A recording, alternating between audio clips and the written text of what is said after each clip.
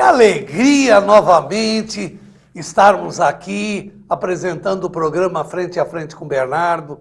Sempre é muito prazeroso. Ei, larga essa agulha de tricô aí. Vamos largar desse celular, senão vocês vão perder o programa.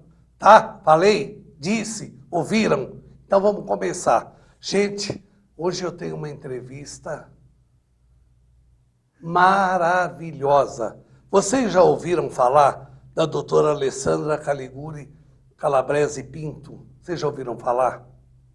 Ela é ex-diretora do PROCON, aquela firma do bem, que quando você está enrolado, que alguém te tenta passar para trás, você reclama. Então, até poucos dias atrás ela era. Eu tenho um enorme, mas um enorme prazer de receber a doutora Alessandra. É um prazer em meu nome, em nome da BCC Television, te receber em estúdio. É uma alegria muito grande. Eu não vou falar do teu currículo. Eu vou falar bem curtinho, vou deixar você falar, porque essa entrevista vai ser imortal. Então, eu queria, Alessandra, que você se apresentasse. Quem é você? Você é advogada. Em curtas palavras, você fala 1h30 a apresentação. Obrigada, doutor Bernardo, pelo convite. Para mim é uma honra estar aqui. Logo que eu me formei na Faculdade de Direito, eu sou advogada, eu já assumi a assessoria parlamentar da OAB em processo legislativo na Assembleia Legislativa do Estado de São Paulo. Nós temos uma sala dentro da Assembleia Legislativa da Ordem dos Advogados do Brasil e eu já assumi logo essa sala quando eu saí da faculdade e lá eu permaneci por 14 anos. Eu fazia todo o acompanhamento em projeto de lei de interesse da sociedade da OAB como advocacia, né? E os projetos que fossem de interesse da ordem, ou a gente intervia, ou a gente ajudava a criar algum projeto que fosse benéfico para a sociedade.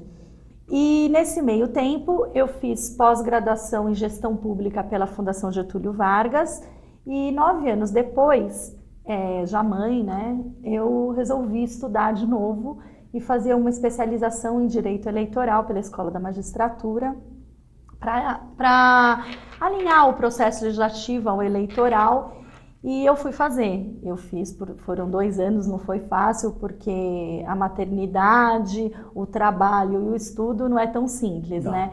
Foi bem difícil, mas graças a Deus eu consegui, porque como toda mulher guerreira a gente consegue, né? E nesse meio tempo, eu fui convidada para assumir a diretoria de atendimento da Fundação PROCON, que eu fiquei por 3 anos. Eu hoje presido a Comissão da Mulher Advogada, da OAB Pinheiros.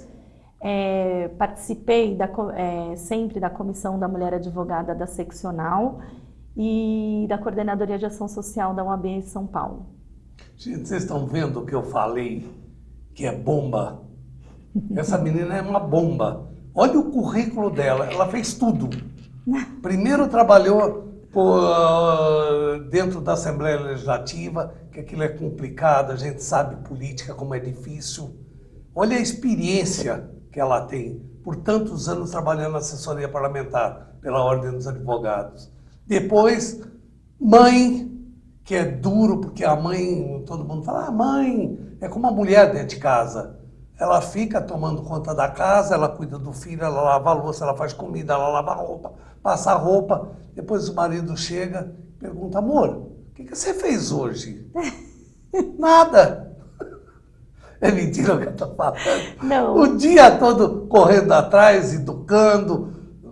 A vida da mulher é muito mais difícil do que do homem. Não há o que se questionar nem falar. A vida da mulher é uma barra.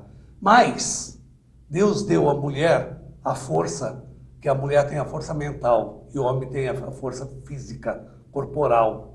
E eu acho que entre os dois, a força mental é muito maior do que a força física. E tem uma história muito engraçada sobre o machismo, que fala, né? Eu não sei se eu posso ser considerado machista, porque em casa minha mulher só fala comigo de joelhos. É verdade. Eu estou sempre debaixo da cama para não apanhar. Mas vamos continuar. Eu queria te perguntar, Alessandra, como que você viu, como foi sua história, grau de dificuldades dentro da Assembleia Legislativa? Na verdade, porque é uma coisa muito... na verdade, assim, tanto na Assembleia como na Ordem, né? Porque nós estamos falando de quase 20 anos. Então, eu tinha acabado de sair da faculdade, eu fui para uma casa legislativa onde 99% era masculina e a OAB também, nessa época, até há um pouco tempo atrás já era, hoje está mudando um pouco, né? Mas foi difícil, não foi fácil. E eu, graças a Deus, sou uma pessoa de olho no olho. Então, comigo é assim, eu prefiro um não bem dado do que um sim maldito. Então, assim, eu sou um pouco destemida, tá? E aí, eu sento numa sala de reunião com você e a gente combina algo e aquilo não é cumprido, com certeza eu vou te encontrar pelos corredores da Assembleia e vou te questionar. Mas com razão. Porque não existe... eu acho que a cultura da sociedade está mudando em relação a isso. Antigamente, é isso, a mulher ajuda muito, eu acho que a mulher tem mais sensibilidade. Então, eu acho que agora as mulheres começaram a fazer uns movimentos mais agressivos. E com isso, elas estão conseguindo um respeito maior da sociedade. Eu não digo só as mulheres, mas em geral as pessoas, né? Hoje em dia as pessoas são menos tolerantes, elas aceitam menos as coisas, hoje elas participam mais da questão política. Mas na época que eu entrei, era muito difícil. Ninguém sabia o que era Assembleia Legislativa, ninguém sabia, hoje ainda as pessoas não têm ideia de como funciona um projeto de lei, por onde passa, como que é feito, né? E como as leis são feitas no nosso país. As pessoas hoje têm um pouquinho mais de interesse, mas minimamente, né? E, inclusive, eu posso te dar um exemplo de um projeto de lei que agora entrou no Senado, se eu não me engano é 1256 de 2019, por um senador querendo acabar com os 30% das cotas femininas obrigatórias nas eleições. E teve um movimento grande do Mulheres do Brasil, que eu faço parte também do grupo de políticas públicas do Mulheres do Brasil, dirigido pela Lígia Sica, que é bárbara, professora da GV também, muito boa, e pelo grupo Associação Brasileira de Mulheres de Carreiras Jurídicas, presidida pela doutora Alice Bianchini, que é, além de uma grande amiga, uma grande professora, que eu me orgulho muito de fazer parte desse grupo, que fizeram um movimento contra esse projeto de lei, porque assim, nós não estamos pedindo esmola, mas a nossa sociedade ainda é muito machista, então a gente precisa intervir de alguma forma para que a gente tenha um mínimo de ajuda para que consiga conquistar os espaços no legislativo, no judiciário, na empresa privada, entre outros lugares. Então, esses 30% é para que obrigue os partidos a realmente destinar 30% das vagas para as candidaturas femininas. Se isso acabasse, não fosse uma obrigação, que não deveria ser uma obrigação, deveria ser legal. Que as pessoas se conscientizassem de que isso teria que acontecer.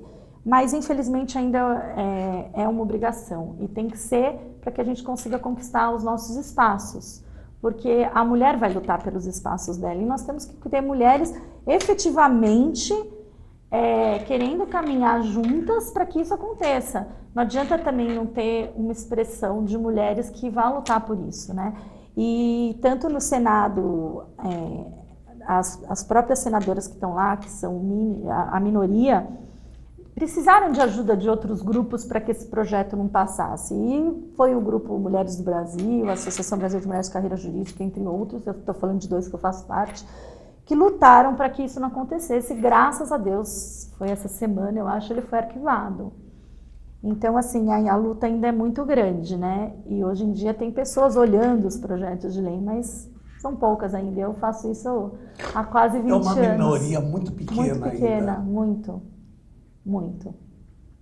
E como que você vê, por exemplo, em rápidas pinceladas, como que é o dia a dia dentro da Assembleia Legislativa? As negociações, projeto, como que você viu? Qual foi a sua experiência? Então, a experiência que eu tive esses 14 anos lá dentro, de terça-feira existem as reuniões de liderança. Há muitos anos atrás, a assessoria ainda participava, eu cheguei a participar de várias, pela OAB, mas de uns 10 anos para cá, posso estar enganada, mas mais ou menos isso, só participa a assessoria quando ela é autorizada. Então, dentro dessa reunião de liderança, é acordado entre os líderes o que vai ser votado, o que tem de maior importância para ser votado. Então, isso é escolhido por eles. né?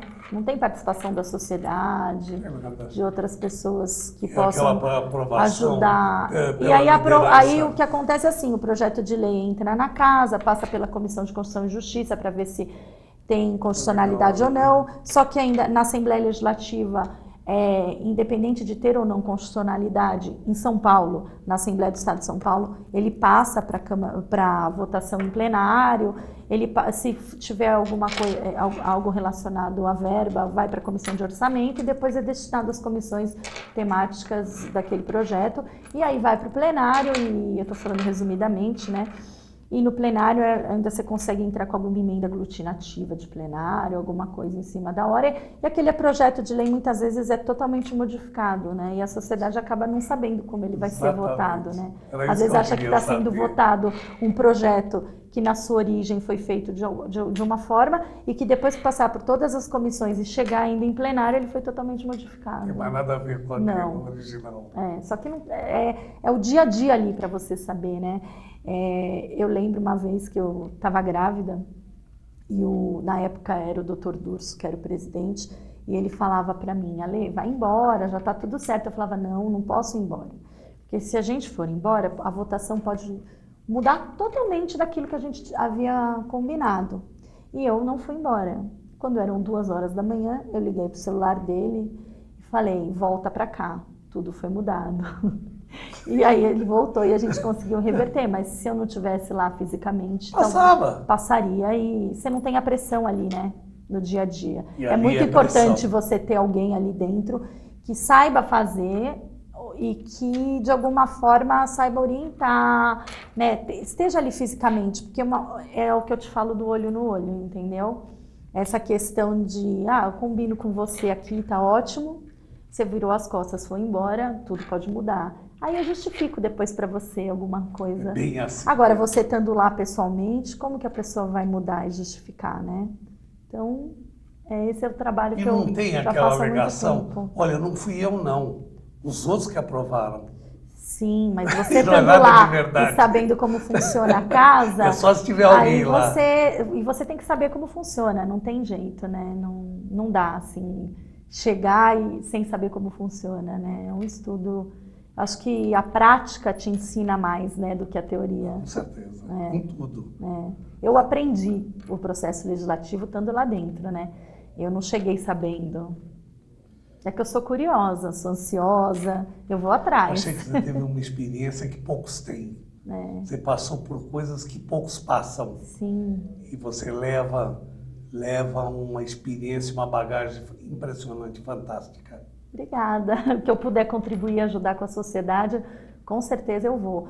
Porque eu tenho uma luta eu sou muito do social. E isso, para mim, eu luto por uma sociedade diferente, mais justa, mais honesta, mais verdadeira. Porque é o que eu quero para o futuro dos meus filhos. E eu tenho essa vontade.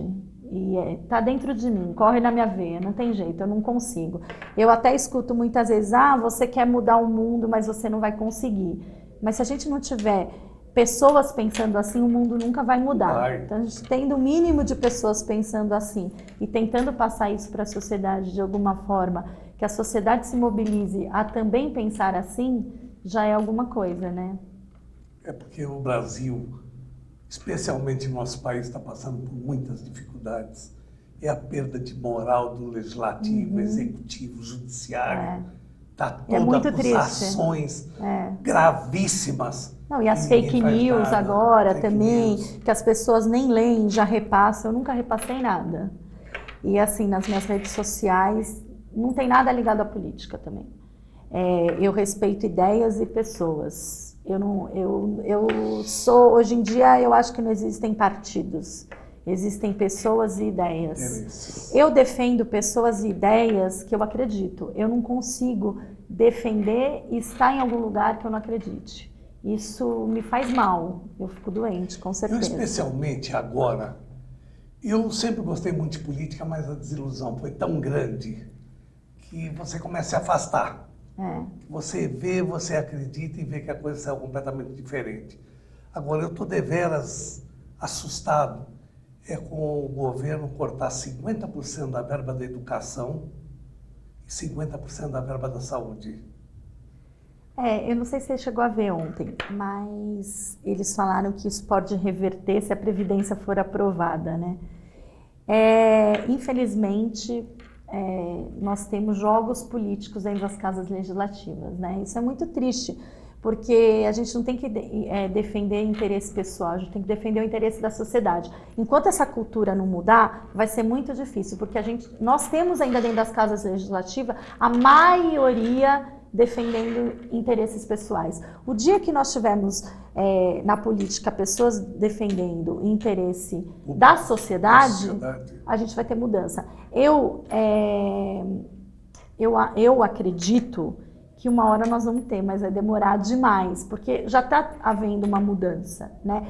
Eu defendo muito que quem se candidata para ser qualquer cargo, deputado, vereador, senador, governador, presidente, qualquer cargo que seja, eu acho que você tem que ter na sua veia uma questão social, entendeu? Então você vai entrar, você vai se dedicar, se doar para uma defesa da sociedade. Por quê? Se você for analisar, eu até escrevi sobre isso, porque eu fiz processo legislativo, eu escrevi sobre corrupção eleitoral, compra e venda de voto, e eu fiz um estudo sobre Singapura, que Singapura é meio polêmica essa minha ideia, mas eu acredito nisso.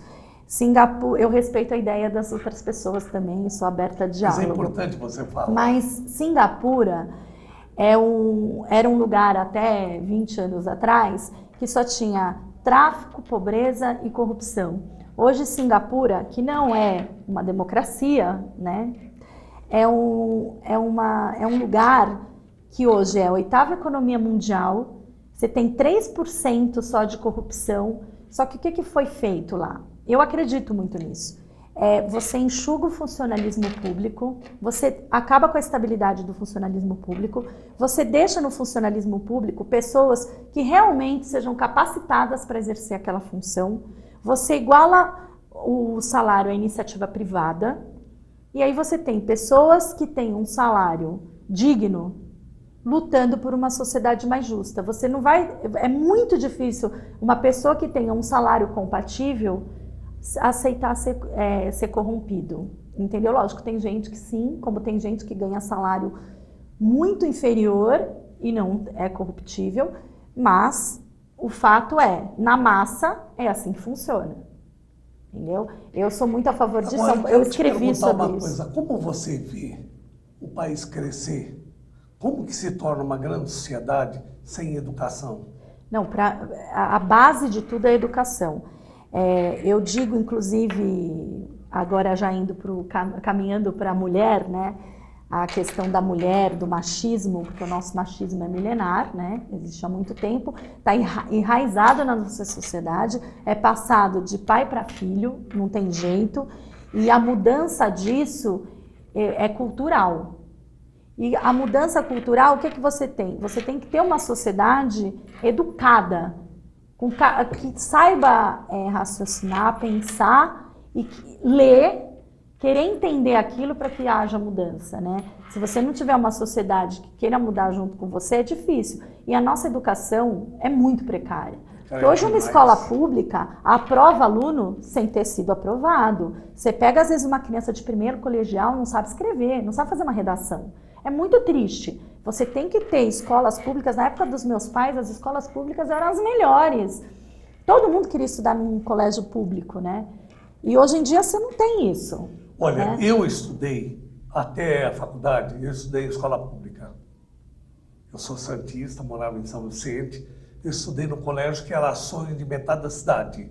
Porque havia 2 escolas que todo mundo queria estudar. O Canadá, na cidade de Santos, e o Martim Afonso, em São Vicente. Eu fiz o Martim Afonso a vida toda. Que orgulho que você tinha. Eu senti, eu não me esqueço disso. Onde você estuda? Eu estudo no Martim Afonso. E o que se considerava? Quem ia para a escola particular era porque não conseguia passar. Hoje, exatamente o oposto. Sim, é muito triste porque você tendo uma sociedade com mais educação... Hoje um professor apanha do aluno Isso é um absurdo dos absurdos, um professor ser agredido pelo aluno, a total falta de respeito. E o professor não pode, se o aluno não souber nada, passa do mesmo jeito. Eu vou até citar o exemplo da minha casa. Na minha casa, desde que eu só tenho homem na minha casa, tá? Só para te falar. Eu sou a única mulher, né? Eu tenho um enteado, que para mim é um filho, que eu criei desde os 5 anos de idade, hoje ele vai fazer 21, dia 13. Eu tenho um filho que fez 11 agora, e o meu marido, que é leonino, e são 3 taurinos em casa. Então você imagina que todo mundo tem gênio bom, né? E eu sou a única mulher. E eu sou taurina. Os meninos são de touro, meu marido é de leão. Todo mundo tem personalidade na minha casa, mas eu sou a única mulher. Então eu brinco que como eu sou a única mulher, eu tenho que dominar, né? Tô brincando, mas é mais ou menos assim que funciona. Então eu defendo muito a mulher, né? Eu faço parte da Comissão da Mulher Advogada, a violência de gênero que é absurda, né? E eu digo, voltando à questão da educação, nós temos que ter mulheres fortes educando filhos a não serem machistas. Na minha casa eu ensino, e é assim, a mulher falou não é não, não é não, você tem que ensinar as crianças que o não é não. A mulher se veste como ela quiser, ela estar vestida de qualquer vestimenta que ela tenha escolhido, não dá o direito ao homem encostar nela. Então, enquanto você não tiver essa cultura nesses meninos que vão crescer e que vão ser o futuro da nossa sociedade, não vai ter mudança.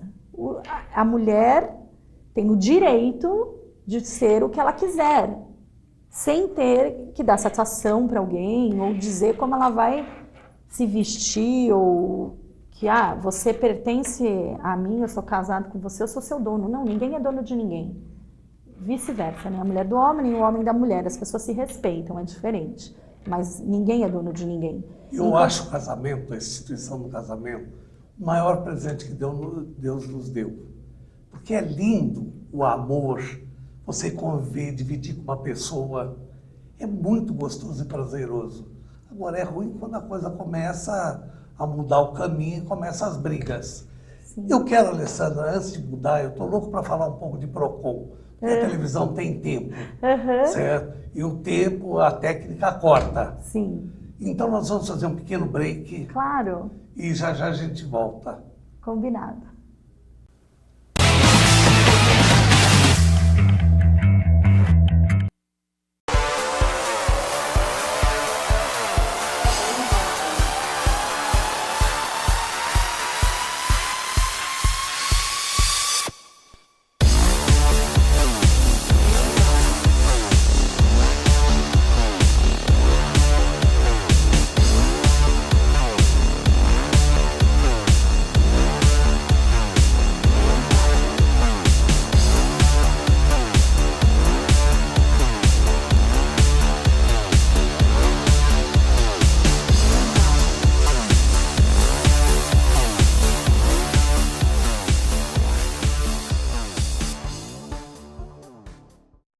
Olá, eu estou aqui para lhe apresentar Drogas, o Início do Fim, de autoria do Dr. Bernardo Campos Carvalho, advogado criminalista com mais de 35 anos de experiência na área.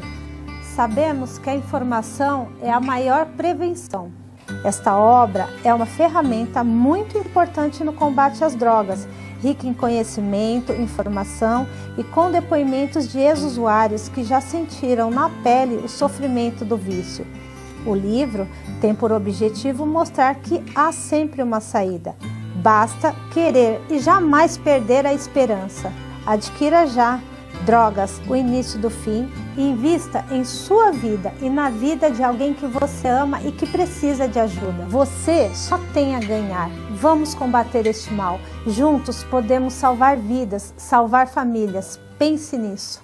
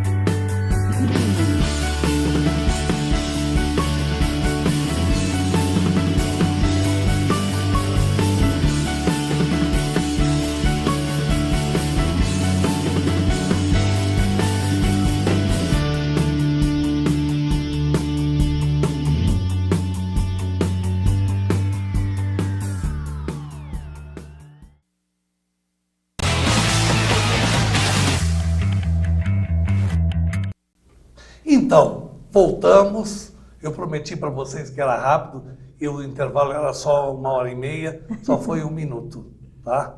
Vamos continuar esse bate-papo delicioso, que se eu pudesse eu ficava a noite toda conversando hoje com ela. Essa Alessandra é muito inteligente. Alessandra, agora eu quero falar num outro tópico, que eu acho que é uma curiosidade popular, todo mundo tem curiosidade sobre o Instituto Procon. Como eu te falei, fiquei 14 anos na Assembleia Legislativa e recebi o convite do Governo do Estado de São Paulo para assumir a diretoria de atendimento da Fundação Procon. Eu aceitei, foi um desafio para mim, porque eu estava há muito tempo na área do processo legislativo, eleitoral, enfim, e me apaixonei pelo tema. É apaixonante. Porque quando eu cheguei na diretoria de atendimento, como eu tenho essa veia social, eu percebi que dos 800 mil processos ano que entram no Procon de reclamação, a maioria são das pessoas mais vulneráveis. Então eu me senti, de alguma forma, acolhendo quem precisa, indiretamente, né? E eu também pude observar que os funcionários, eu tinha 219 funcionários respondendo a mim. E os funcionários, eles trabalham muito seriamente, os funcionários de carreira, né, que estão lá no Procon, e com uma vontade de ajudar a sociedade. É muito bonito ver tudo isso. E são técnicos, e raro. E eles realmente defendem a causa. A maioria dos funcionários que ali estão, eles ajudaram a criar a defesa do consumidor.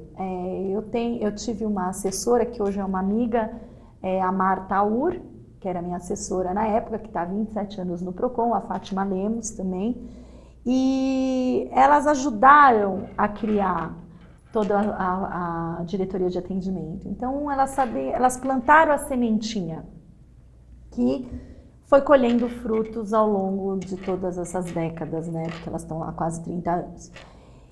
A questão é que a indicação de diretoria é política, então vai mudando, e eu criei vínculos lá, né? Foi muito interessante, porque eu acho que um bom gestor, ele nunca caminha acima de ninguém, ele caminha ao lado. E eu sou muito aberta, acessível, então os funcionários, de alguma forma, se viram acolhidos. A minha sala sempre teve a porta aberta para quem precisasse mesmo. Inclusive em problemas pessoais, familiares, eu ajudei algumas pessoas. E eu acho que quando você trabalha caminhando ao lado das pessoas, você cria um vínculo com esses funcionários que eles trabalham com seriedade e a seu favor. Que eles, de alguma forma, não querem te decepcionar, porque eles se sentem acolhidos por você. E eu enxergo dessa forma, um bom gestor caminha assim. Ninguém é melhor que ninguém, ninguém faz nada sozinho. Nós só conseguimos fazer as coisas porque tem alguém do nosso lado tentando fazer também. E eu tenho essa visão.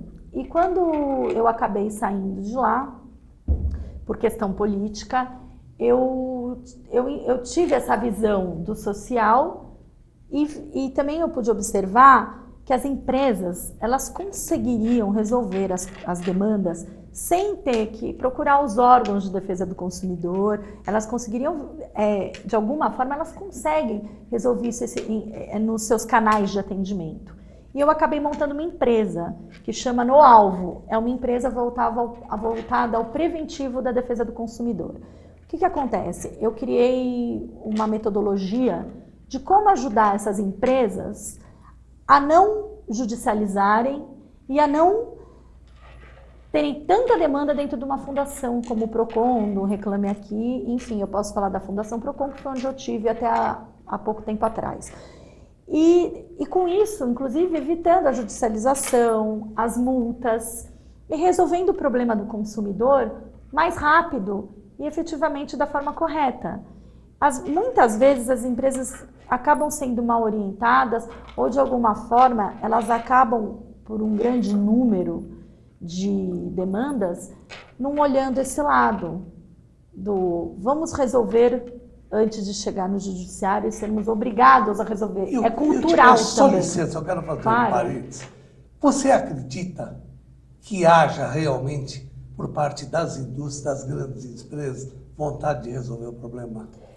Eu enxergo que está mudando essa visão. Está mudando, Está mudando, mas até há muito pouco tempo atrás eu não vi esse interesse. Porque, novamente eu volto à questão cultural. Muitas vezes eu até escutei isso.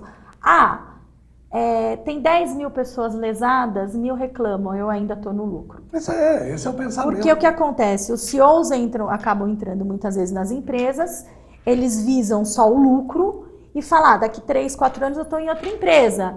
Então, a minha gestão vai mostrar que teve lucro, porque o judiciário demora e você não vai ter a rapidez da resolução, da resolutividade ali no judiciário, então isso vai ser empurrado por 10 anos ou até mais, e aquela pessoa que passou naquela empresa, naquele determinado momento, ela visa lucro, e ela realmente, a empresa lucrou, porque a demanda do judiciário que vai vir lá na frente, a cobrança, não vai ter sido da gestão dela. Eu tenho visto essa mudança, essa conscientização, inclusive por parte das empresas, de vontade. Por quê? Porque hoje nós temos as redes sociais.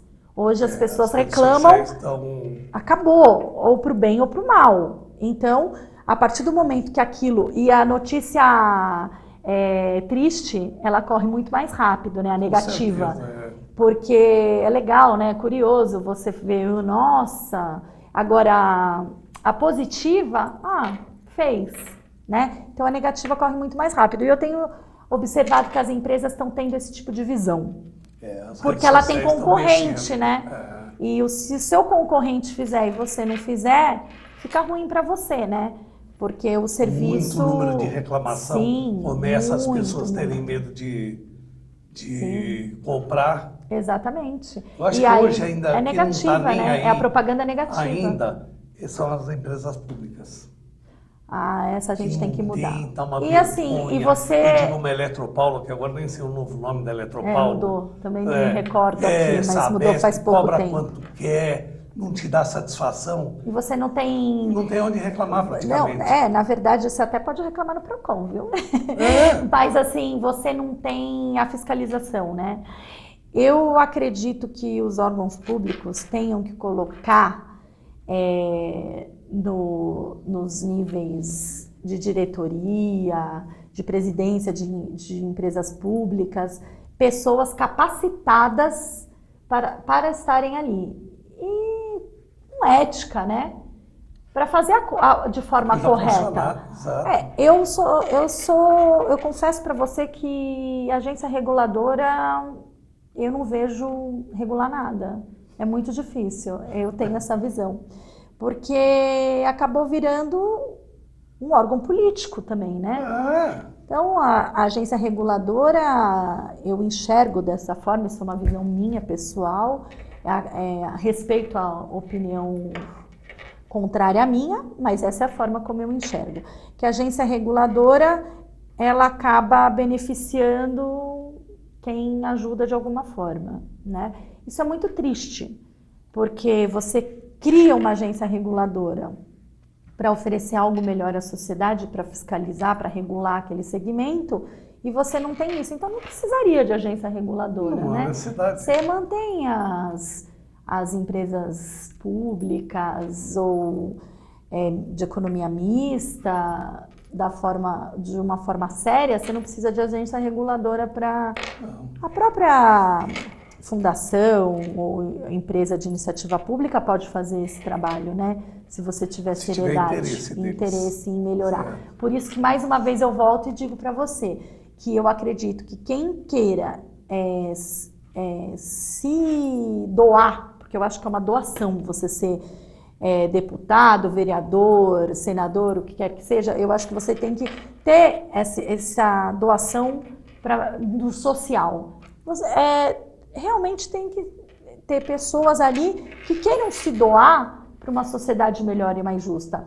E não por interesses pessoais. Porque quando você se candidata para isso, para esse tipo de cargo, você tem que estar querendo se doar para ajudar a sociedade a crescer e colaborar para que você cresça com uma sociedade mais honesta, mais justa. Só que, infelizmente, não é isso que acontece, né? Eu estou entrando para poder me arrumar. Então, O cara já entra, nunca foi candidato, ele já entra pensando em se arrumar. É muito triste, né? É muito triste, a gente tem que mudar essa cultura.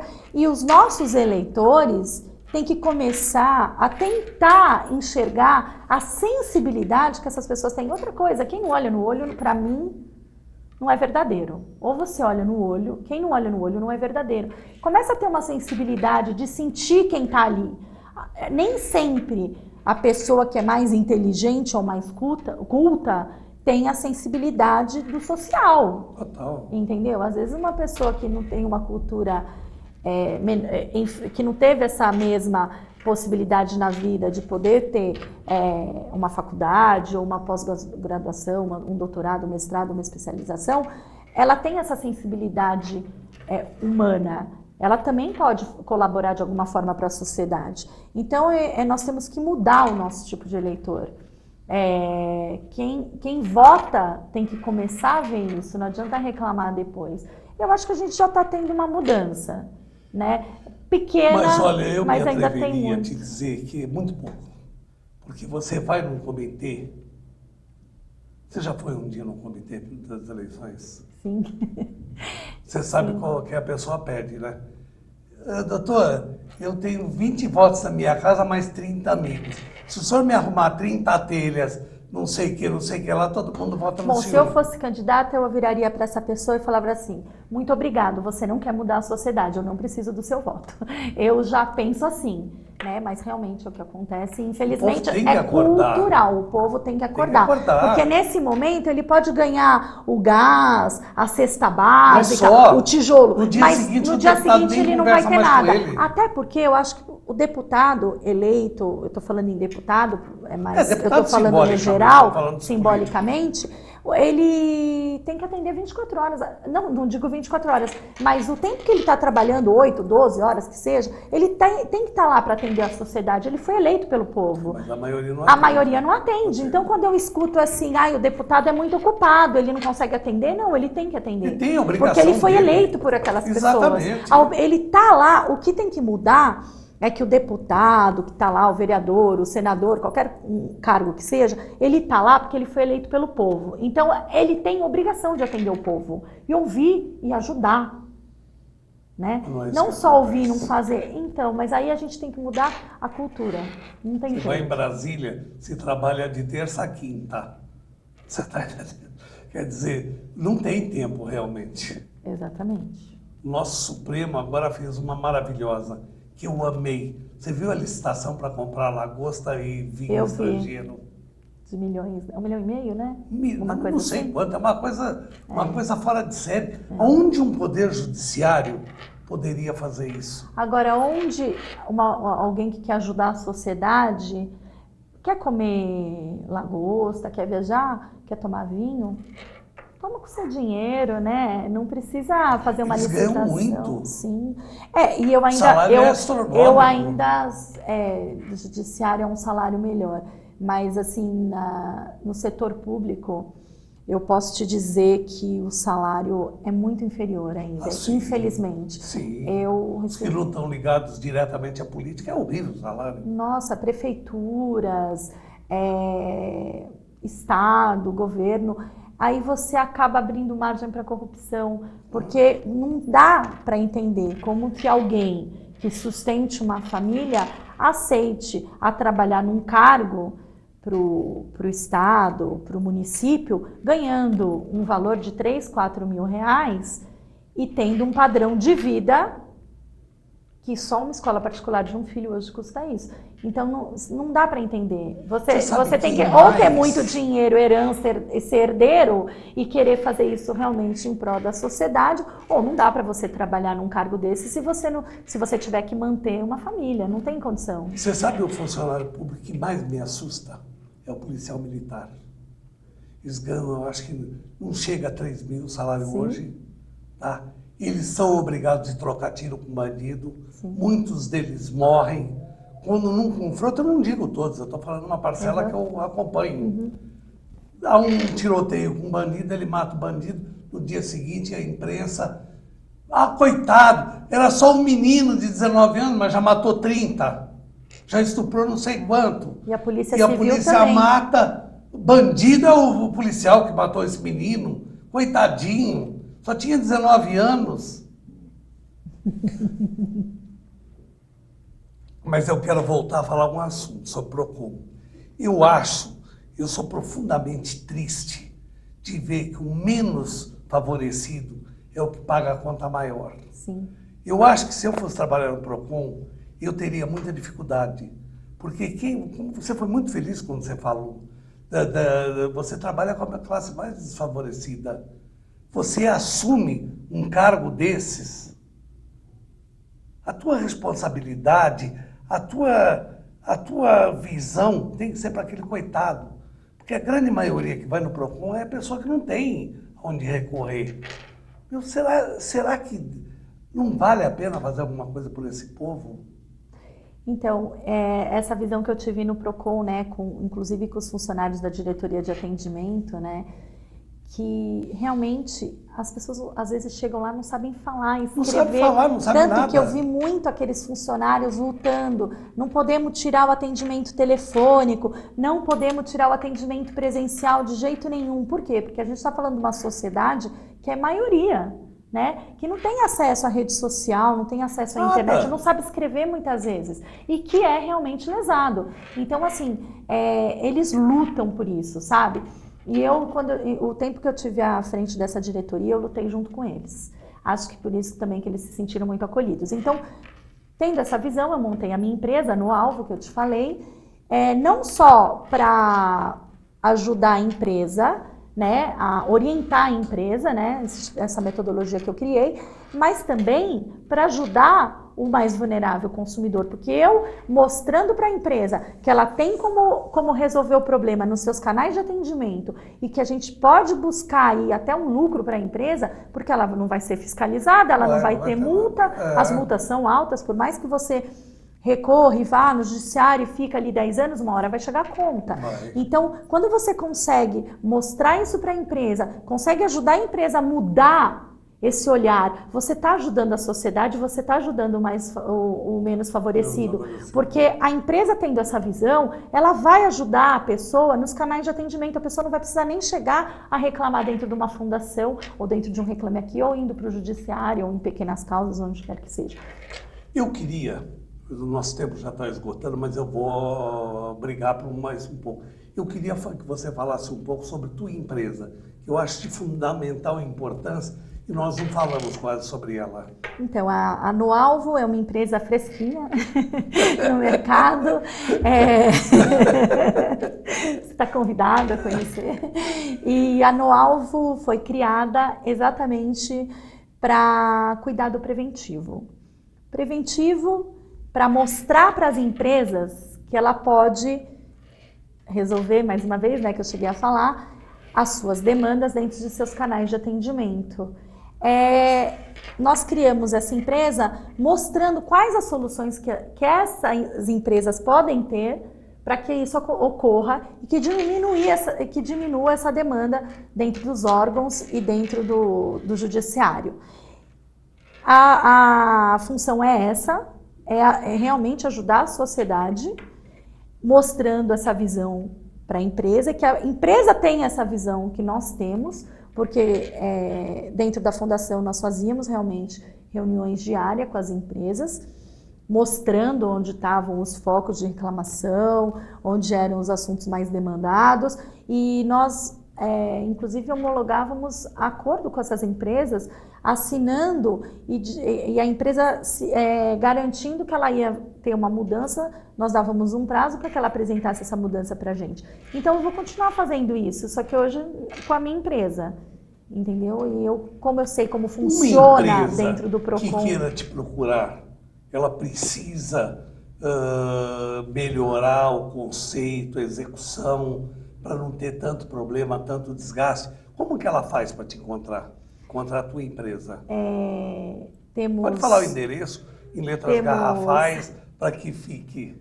Eu deixei com você, depois você coloca. Vou colocar, mas eu queria fazer lá. empresarial.com.br. Tem meu telefone. Onde que ela fica? www. Ela tem sede na região ali de Barueri e Osasco, mas eu vou até a empresa, não tem problema nenhum.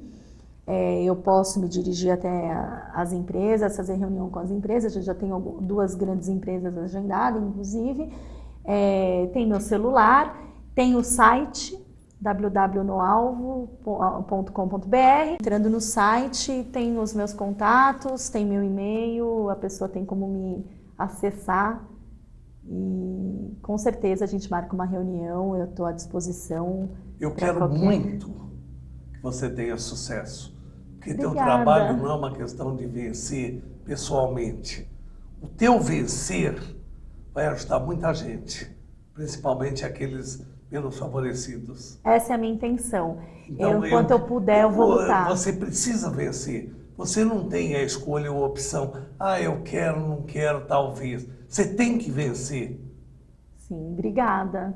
Vamos vencer juntos essa batalha, né? Porque além dessa batalha, eu ainda tenho as comissões, porque hoje a violência de gênero, eu não sei se você sabe, eu atuo bastante nessa questão. Nós temos 11 meninas ou mulheres sendo estupradas a cada minuto. 76% das mulheres sofreram algum tipo de violência, geralmente por conhecidos, e 52% dessas mulheres não denunciam. E para você ter ideia, a questão do feminicídio, no primeiro trimestre de 2019, nós tivemos 37 casos de feminicídio, quanto que no ano de 2018 foram 22. E eu creio que esse aumento se dá ao empoderamento feminino, porque como a cultura da nossa sociedade machista e milenar não aceita o crescimento da mulher e a independência da mulher muitas vezes. E o homem acaba achando que é dono da mulher, né? E acaba acontecendo esse tipo de coisa. Você sabe, a visão da televisão é diferente da pessoa. Tudo que você falou eu concordo, mas acho que tem um detalhe muito importante. As pessoas estão muito violentas. Elas estão se matando com uma facilidade nunca vista. Você vê um número de homicídios que nós temos. O governo, hoje, você vai numa delegacia denunciar um homicídio, eles não registram como homicídio. Lesões corporais seguidas de morte, para não aparecer nas estatísticas. As pessoas hoje se matam. Você vê, você está andando no trânsito, um fecha o outro, ele já deixa, se agride quando não pega um revólver. Eu acho que o feminicídio está tendo muito aumento. Não é só alavancado pela mulher. É porque as pessoas não aguentam qualquer coisinha, é briga de morte, é matar, é morrer, é agredir. Eu acho que as pessoas estão muito... Na verdade, assim, o feminicídio é a questão de matar por ser mulher, né? Então é um pouco diferente. Agora, eu concordo com você que a sociedade está mais intolerante. São Paulo... especificamente, é uma cidade difícil de se viver, né? Muito. Ela é muito cara, hoje ela é mais cara que Nova York, inclusive, né? Então, assim, a população tem um alto índice de desemprego, a população está realmente mais preocupada com diversas questões aí envolvendo saúde, educação, falta de dinheiro, o trânsito, que a gente não tem mais para onde ir, né? Você fica horas no trânsito, você corre risco de ser assaltada, enfim. Então eu acho que tem uma intolerância num sentido geral que a sociedade está mais estressada, né? Totalmente. Sim. E eu fui advogado durante 37 anos, eu só fiz júri. Eu fiz todos esses casos emblemáticos, você viu, eu fiz. Fiz não sei quantos casos de o marido matar a mulher, como também muitos de a mulher matar o marido. Tá? E eu sempre vi, claro que existe um número infinito daquele que quer porque a mulher sobe, por exemplo. Ainda hoje, eu vou te dar um exemplo que é muito fácil. A maioria dos homens não admite ganhar menos que a mulher. Sim, não. Não admite. Aí começam a ter as brigas, Tem né? as brigas por causa disso. Isso é o extremo da ignorância. Não é bom. Se eu ganho mais que você, eu sou homem, então é bom. Se você ganha mais do que eu e você pode me ajudar, é ruim. Então. Eu acho que isso não é machismo, isso é ignorância, porque é estupidez. Ninguém é menos que ninguém, né? As pessoas caminham juntas, novamente foi o que eu te falei, ninguém é dono de ninguém, ninguém é melhor que ninguém, e hoje uma mulher pode estar ganhando mais, ou amanhã o homem, ou amanhã você precisa de uma ajuda, eu não vejo mal nenhum nisso, e a mudança também tem que ser no seguinte sentido, os filhos são do pai e da mãe, a gente tem uma sociedade de que os filhos são da mãe, te falar. Né? Não pode. Porque os filhos são do casal. Do casal. Por exemplo, há um embutido num pensamento no homem o seguinte, na maioria, eu me separo de você, me separo dos filhos também. Eles não são mais meus filhos. Sim, e muitas vezes assim, né? Você tem filho. Eu, desde que eu tive filho, meu celular nunca foi desligado. Ele é 24 horas ligado. Um pai, ele pode, a maioria, eu não estou dizendo todos, mas entra na reunião, desliga o celular. Por quê? Porque tem a mãe para atender o telefone, se o filho se machucar na escola, se o filho tiver uma febre. E é assim, olha, eu hoje tenho uma reunião, adequa a sua agenda nas suas possibilidades. O homem não precisa adequar a agenda dele, geralmente, nas possibilidades. Né? Por quê? Porque a mulher tem que dar um jeito. Então, assim, é muito difícil, tá errado, é uma cultura, tem que mudar. E aí vem a questão da alienação parental. Por quê? Que isso é um outro assunto, né? Por quê? Porque aí a sociedade, a mulher está crescendo, a mulher está tendo um valor diferente. Hoje as pessoas estão mais intolerantes no geral, não é nem só questão da mulher, do homem, mas no geral. E aí, hoje em dia, você vê uma quantidade absurda de pessoas divorciadas. Só que as pessoas têm que entender que a separação, elas não estão se separando dos filhos, elas vão ter que continuar criando os filhos juntos. E acho muito errado pai falar mal de mãe para filho e mãe falar mal de pai para filho. É uma desgraça. Porque aí vem a alienação parental nos dois sentidos, o pai aliena e a mãe aliena. Claro. Então, assim, vamos deixar os filhos fora disso, né? Para a gente construir uma sociedade com crianças que tenham cabeça para brincar, para crescer conforme a idade delas e não terem problemas para se preocupar na cabeça com a questão do pai e da mãe. Deixa elas crescerem com uma mente livre, né? E ter o pai e a mãe ali como referência, ambos, independente de ter dado certo ou não o casamento, porque você vê hoje também um grande aumento de suicídio de adolescentes, né? Eu entendo que essas crianças crescem, vêm ali de pequenininhos, vendo às vezes algumas atitudes inadequadas, ou muitas vezes carregando uma carga que não é delas, né? Elas são crianças, elas não têm que carregar essa carga são dos pais. Alessandra, se você soubesse o que eu gostei da entrevista, nós já estouramos o tempo, faz tempo, já, certo? Infelizmente nós vamos ter que acabar, mas eu te agradeço 200 vezes pela entrevista, foi maravilhosa a entrevista, eu sei que vai dar uma audiência danada pela tua competência, pela tua inteligência, pela tua cultura. Te agradeço muito. Eu que agradeço você, o convite, esse carisma que você tem, esse entrevistador maravilhoso, conte comigo sempre e eu que me sinto honrada de estar aqui com você. Obrigada. Gente, infelizmente o programa está terminando, mas triste, viu? Hoje eu não termino o programa contente, não. Obrigado da audiência, obrigado. Hoje eu quero mandar um grande abraço para as pessoas de Nova Delhi, que tanto se correspondem com a gente, que assistem o nosso programa. Nova Delhi é na Índia. Eu queria agradecer muito. No Paquistão nós temos audiência. Gente, vocês são a razão de tudo. Vocês são a razão do programa e da televisão. Muito, mas muito obrigado. Fui.